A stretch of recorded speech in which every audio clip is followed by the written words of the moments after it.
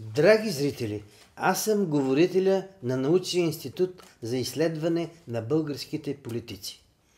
Тъй като последната ни разработка даде едни доста шокиращи резултати, искам да ги споделя и с вас. Някои наши политици се научиха вече да говорят, но никой не се отучи да лъже.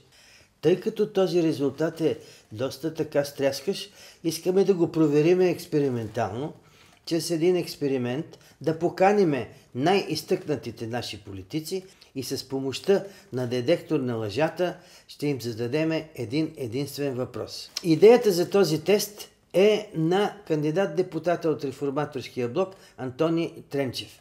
Всъщност, въпросът, който искам да задам на политиците: изкарахте ли пари от политиката? Да или не?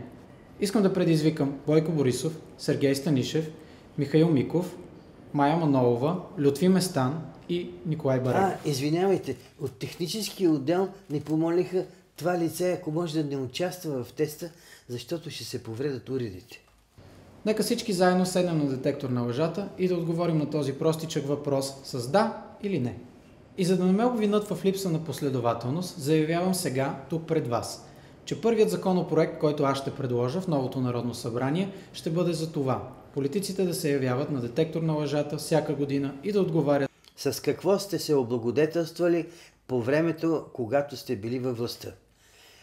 Отговора, понеже сме в Европейския съюз, може да бъде както в лева, така и в евро. Купуването и продаването на гласове е престъпление.